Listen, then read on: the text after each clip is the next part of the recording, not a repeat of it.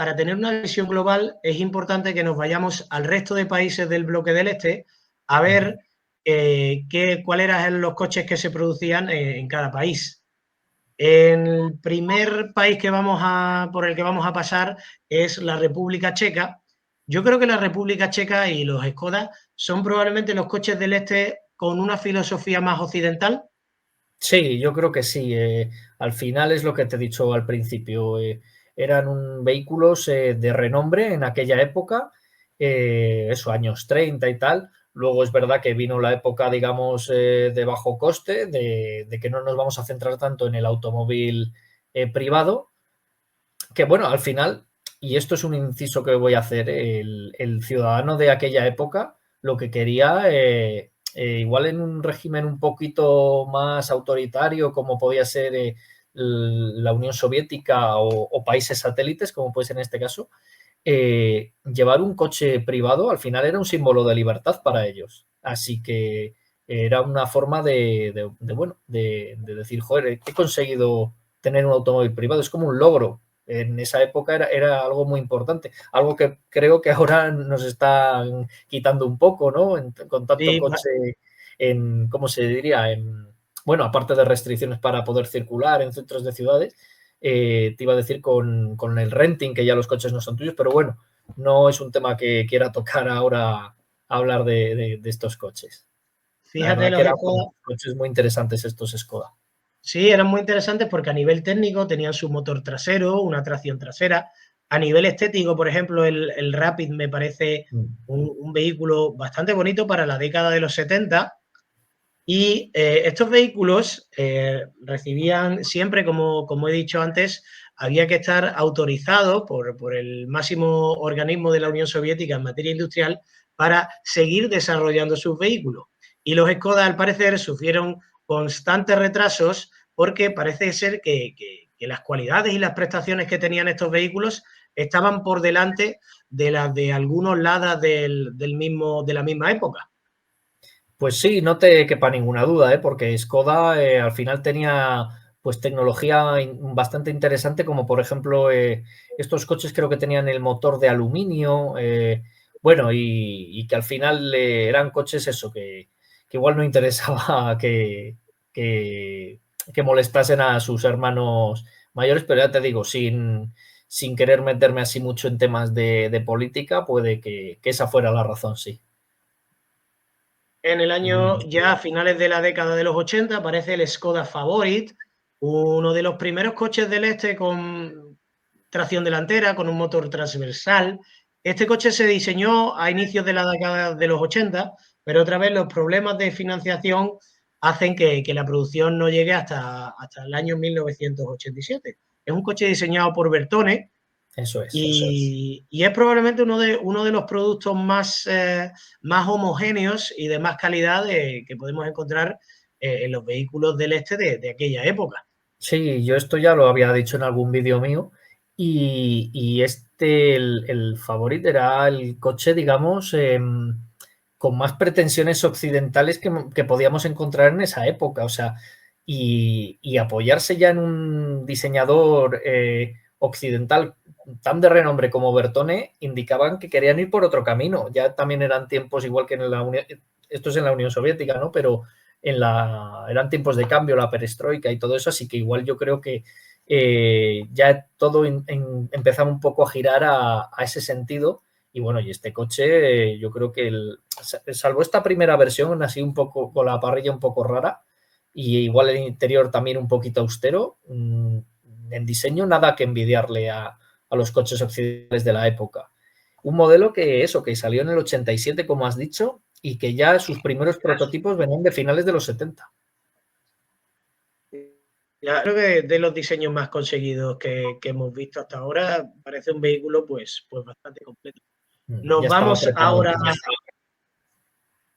nos vamos a Polonia, y en Polonia tenemos pues a los Polski Fiat o a los FSO 125P. En Polonia se negociaron con varios fabricantes para instalarse en ese país, pero el único que llegó, digamos, en grandes números y a buen puerto fue la producción del Fiat 125, que como tú antes me has comentado, es, digamos, un 1500 con una estética familiar al 124, ¿no? Podríamos definirlo así más o menos, ¿no? Sí, era un 1500 modernizado y que bueno, que es lo que te he dicho antes, a los rusos se lo quisieron vender, les dijeron que no y al final lo terminaron comprando los polacos para producir el... Bueno, este es el FSO, pero antes era Polski Fiat, que creo que ya existía como marca, Polski, Polski Fiat, usaba, no sé si en los años 30, y esto te estoy hablando un poco de memoria, y al final, después de la Segunda Guerra Mundial, la quisieron revivir. Sí que es verdad que buscaron apoyos en otras marcas, como igual que Lada, intentó buscar apoyo de Volkswagen y de Renault, pero bueno, al final Fiat, que era, no sé si lo hemos hablado alguna vez, de la marca más poderosa en Europa en esa época, pues al final se hizo con todo. Este vehículo, por ejemplo, una de las curiosidades que es tracción trasera y además la suspensión trasera es por ballestas. Sí, es Y verdad, se ve. se mantuvo en producción hasta los años 90 y se llegaron a producir casi 1,5 millones de unidades en un país como Polonia, que tendría a lo mejor un volumen de población como muy similar al de España, que fueron automóviles de gran producción. Sí, sí, sí, ya son unidades, 1 millón de ellas, ¿eh?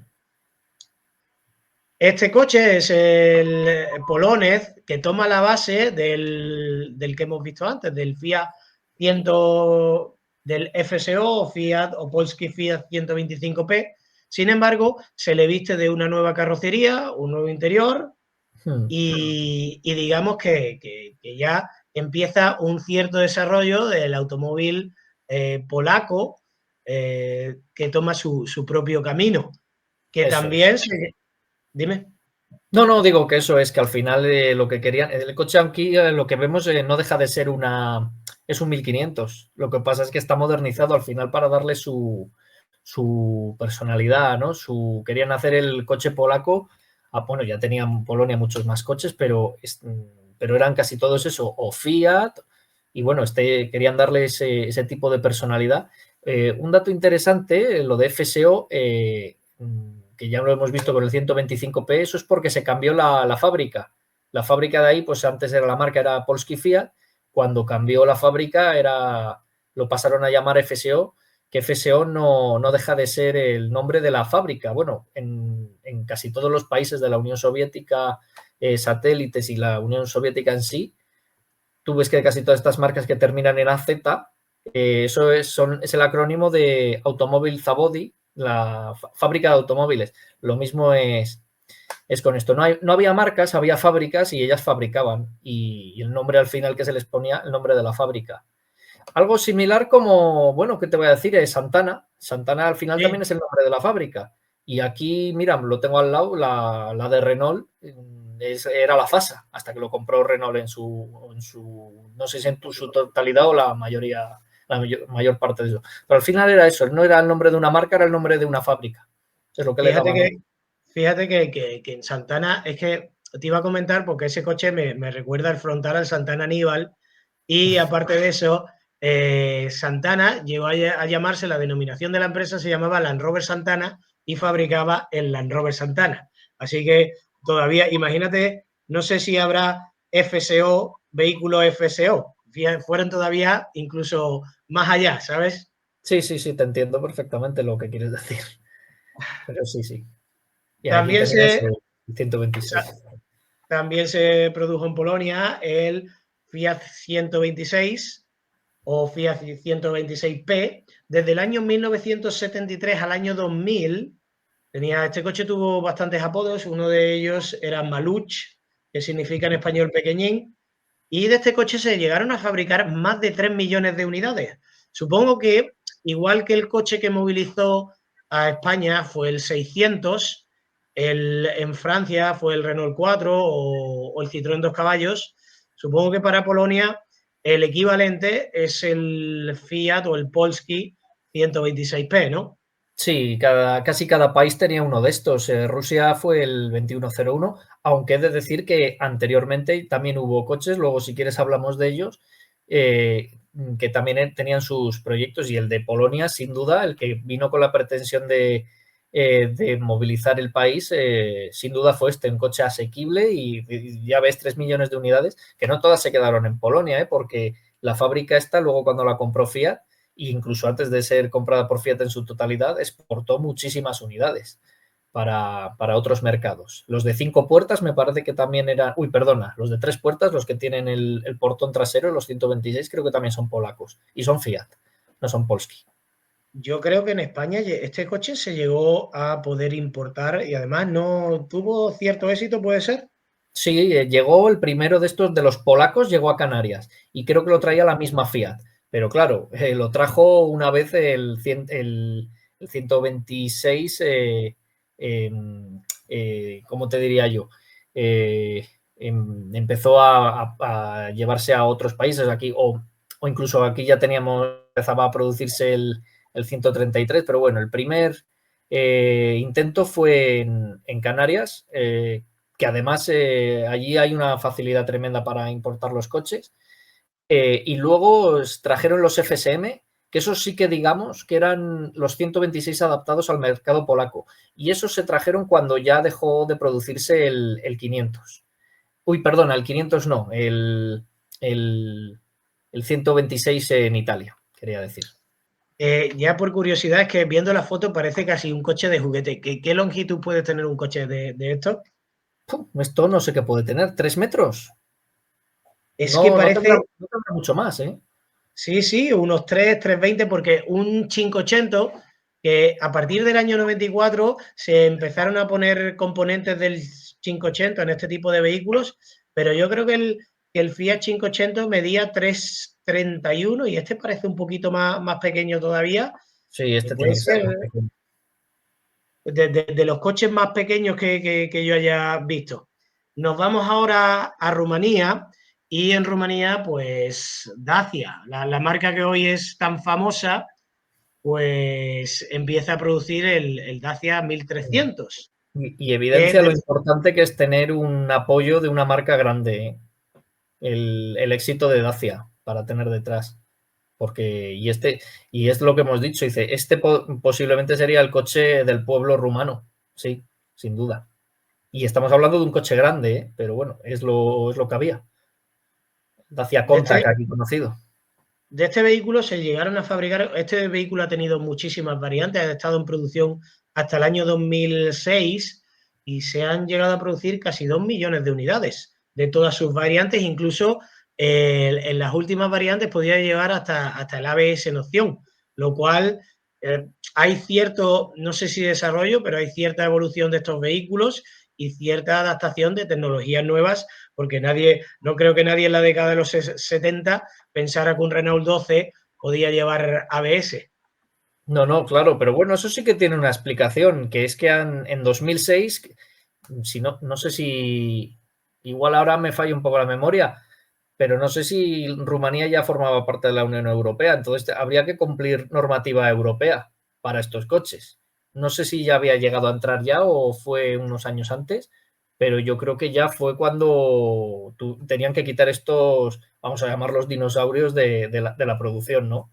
Dice, aquí ya tenemos que adaptarnos a una normativa mucho más exigente. Otro fabricante de Rumanía fueron los todoterrenos Aro, el Aro 24. Vemos ahí la imagen de la izquierda es un poquito, puede ser mediados, finales de los 80 y la imagen de arriba de la derecha puede ser aproximadamente finales de los 70. Yo no lo sabía y a mí me comentaron que este coche estaba basado en los UAZ 469, que al igual que el Polonez es un recarrozar un Fiat 125, digamos, me contaron que este coche era una nueva carrocería sobre un UAZ 469. La imagen de la izquierda, ahora que lo has dicho, más que de finales de los 80, esa es de los años 90 y tiene una curiosidad. Esa es la publicidad de Aro de Estados Unidos. Lo sé por el logo, bueno, aparte de que está en inglés y bueno, todas las especificaciones. Tuvieron una pequeña aventura los Aro en Estados Unidos, los compró un grupo de inversión de allí que hacía de importador y al final Aro yo creo que ha sido la marca más maltratada en ese sentido, porque es lo que hablábamos de tener un socio importante. Aro se fue con unos piratas que tenían importadoras allí de muy bajo nivel y que al final bueno, maltrataron mucho a la marca y la dejaron muy dañada. Ha sido de las que peor ha sobrevivido. Y respecto a lo del prototipo, vamos, no del prototipo, lo de que estuviera basado en el 469, es que el primer aro, Sí, el aro este, el primer aro, que no es el que sale en ninguna de estas dos imágenes, era era una reinterpretación del Gaz, aquel. Sí, sí, sí. del GAT Entonces ya no sé si el 69. 244 tuvo una evolución sobre este o era un modelo totalmente nuevo. Ahí me pillas. No sé si el chasis tenía algo que ver, posiblemente porque en estos coches el abaratamiento de costes estaba por excelencia presente, pero puede que tuviera mucho que ver, pero bueno, al final el 244 era otro modelo, no sé. Yo, eh, yo, yo sí, hasta que me fijé, por ejemplo, mira, si tú te fijas las puertas sobre la delantera no, porque las puertas de los UAZ, los 469 son un poquito peculiares, pero la ujú. trasera, yo digamos que aunque no sea la misma puerta, podría encajar prácticamente en el hueco de un UAZ 469. Entonces, a lo mejor el coche tiene un voladizo posterior un poquito más grande, pero la distancia entre ejes y lo que es a nivel mecánico, esto me lo comentó un periodista y que los aros 244 tenían, no podían tener, estaban basados en los UAZ 469. Pero más que este, el anterior, porque en caso de ser el No, mismo coche, esto es una evolución completa, ¿eh? El anterior al claro, 244, si le buscas, es clavado sí, sí, a sí. esos coches rusos, sí. Y Los aerolíneas. aparte de los aros grandes, estaba como modelo un poquito más pequeño a competir los Lada y con el Lada Niva y sobre todo con los Suzuki, estaban los Aro 10. Que he de decirte que yo he estado hace poco en Sevilla precisamente con uno, desde los últimos vídeos que tengo en el canal, y he de decirte que no es tan pequeño, ¿eh? Es un buen bicho, es un coche muy grande para... Y si ya es grande ese coche, imagínate lo que es el 244, pero sí, digamos que dentro de la gama era lo más pequeño que había. Y aún así era un buen bicho. Otro vehículo también producido en Rumanía, este es mucho más, no se ha llegado a producir en grandes unidades, unas 60.000 unidades en prácticamente 15 años, son los Allfit, aunque también se conocieron en Europa como Citroën Axel. Eh, Sí, este, eso es. Este coche es bastante curioso porque parece ser que Citroën, antes de la fusión con Peugeot, tuvo multitud de proyectos. A priori parecería una versión tres puertas del Citroën Visa y parece ser que todo ese proyecto acabó en Rumanía produciéndose. Sí, yo por lo que he leído tenía más implicación el gobierno de Rumanía en este coche que la propia Citroën, pero bueno, buscaron no entiendo muy bien la finalidad de esto, hacer igual un vehículo más pequeño, pero también estaba Dacia haciendo el pequeño, el que tenía el motor bicilíndrico, no sé, perdón, sí, bicilíndrico y refrigerado por aire, el Lastun me parece. Entonces no entiendo muy bien la finalidad, pero bueno, llegó a buen puerto con otros socios y con Citroën. Y bueno, sí que resultó ser un coche interesante, era muy barato y una vez para amortizar la producción, creo que eso sí, Citroën también lo produjo en sus plantas. Pero bueno, era un coche, la verdad que curioso.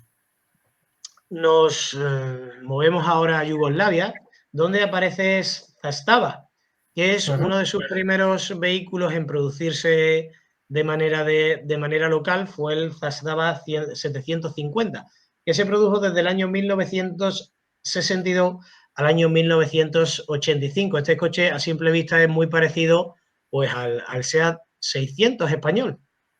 Sí, y esto es otro ejemplo de que Fiat pues, era un gigante en aquella época y dio soporte a casi todos los países que querían fabricar, no una versión suya, pero bueno, una versión adaptada o algo así. Había mucho, muchos tipos de producción. Había algunos modelos que se parecían más, otros menos. Por ejemplo, en los Lada eran cosas que se parecían menos. Yo creo que el Zastava igual era más similar a lo que es un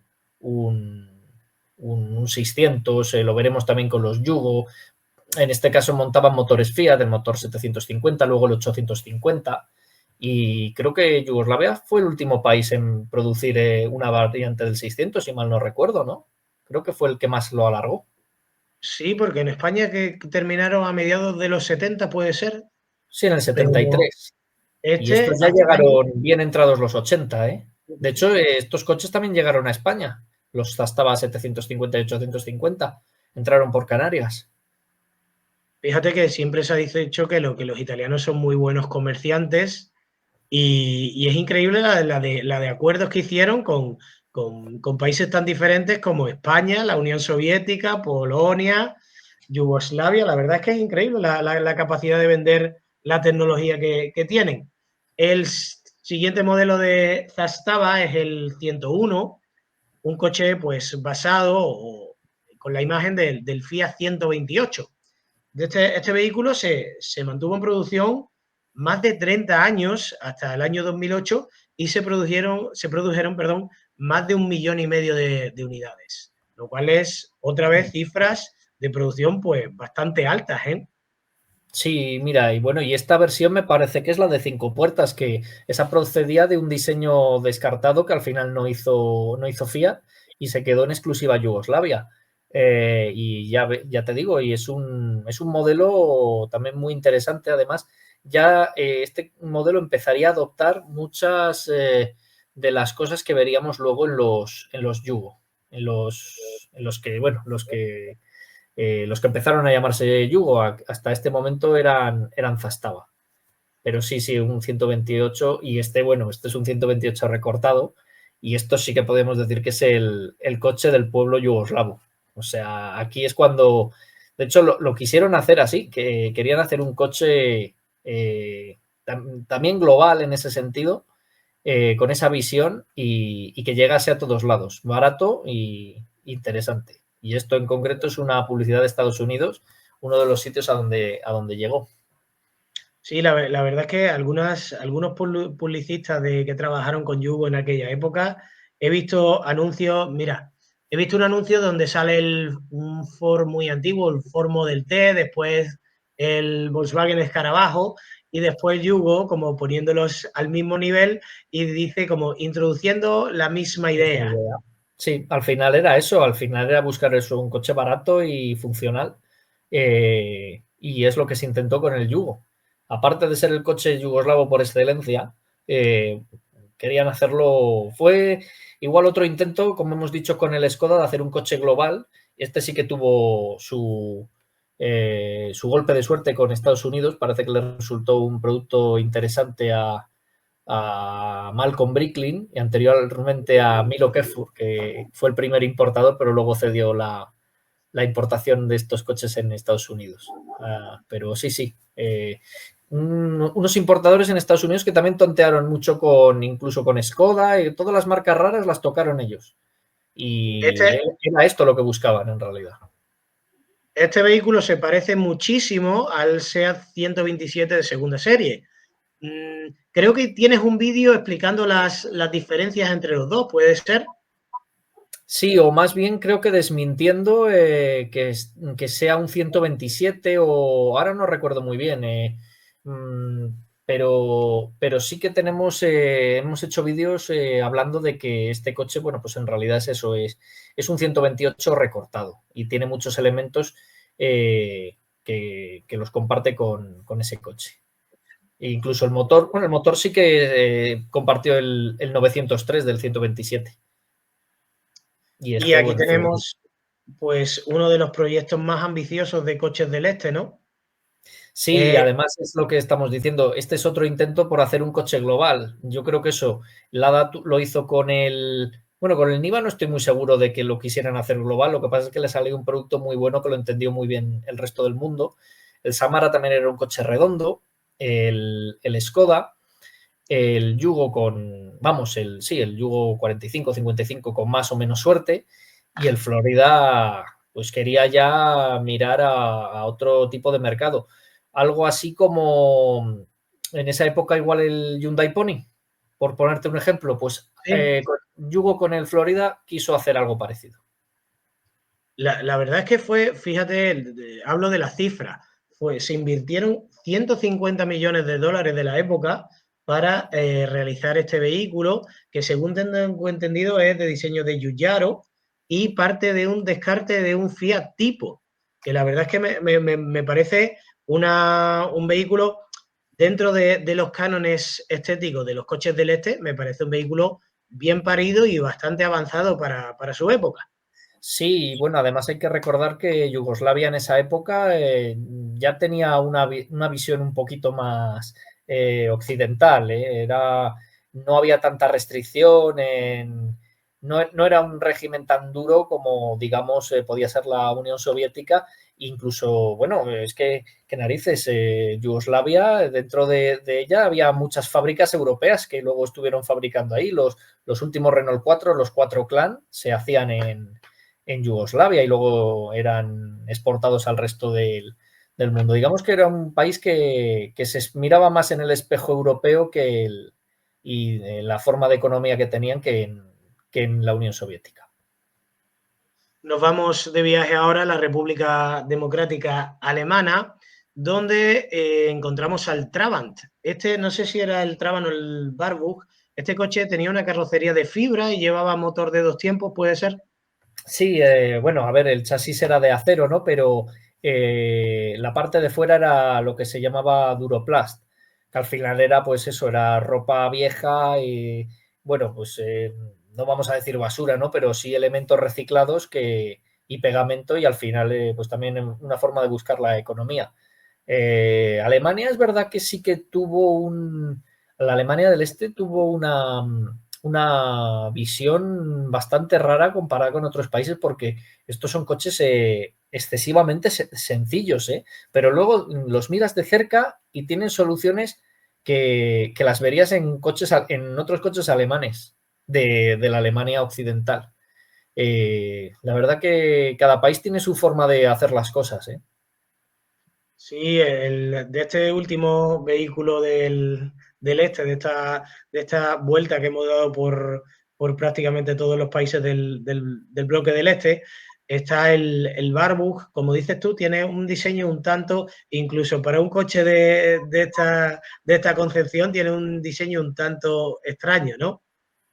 Sí, pero bueno, a su favor es de decir que es un coche que salió en los años 60, ¿eh? Así que bueno, este diseño en los años 60 no estaba pasado.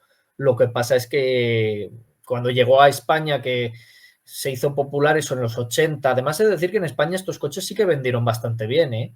Tenían su nicho de mercado porque, sobre todo el Trans, tú ten en cuenta que a mediados de los 80 aún se vendían las Dian 6 con refrigeradas por aire y bueno, pues como vehículo de carga y sencillo por un precio similar, pues todavía tenían su nicho de mercado. De hecho, creo que Warburg vendió tanto o más que Aro y han sobrevivido muchos más Warburg que Aro.